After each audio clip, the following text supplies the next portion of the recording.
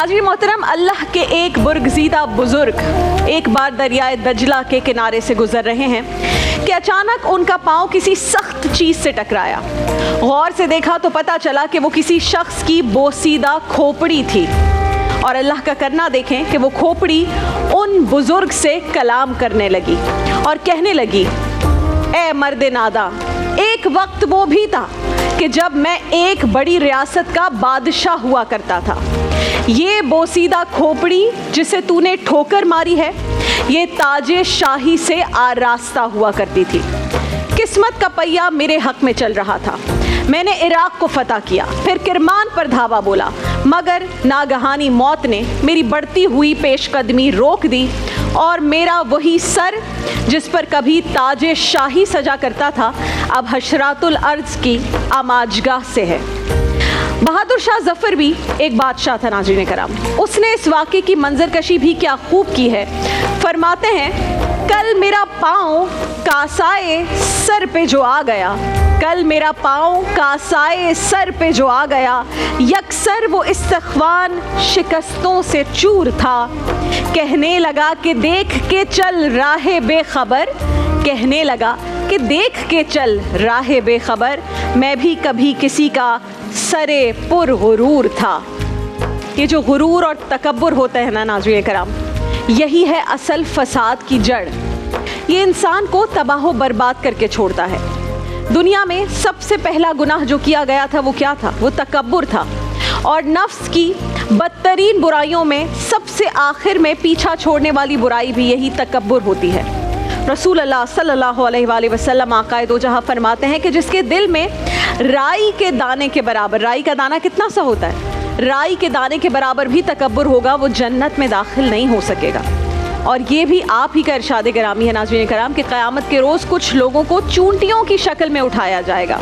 जैसे हम अपने इर्द गिर्द चूंटियों को देखते हैं, लोग उन्हें अपने कदमों से रौंदेंगे।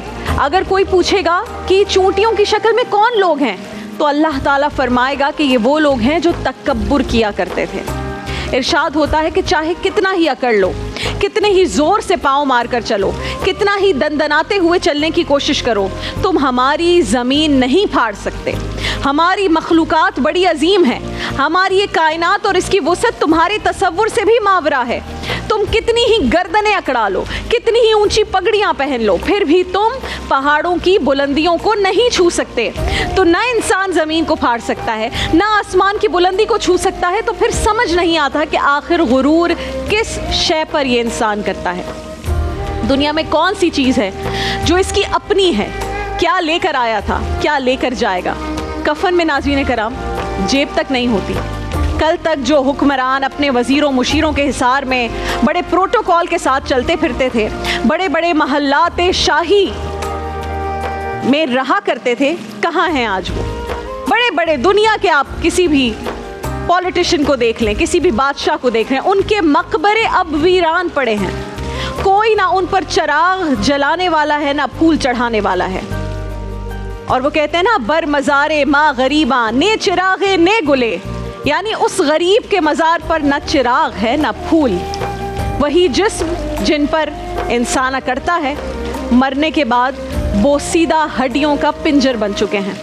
वो रोबदार आंखें जो कहर बरसाती थी, जिनसे लोगों को डराया जाता था, अब उन आंखों की जगह दो गहरे गड्ढों ने ले ली है।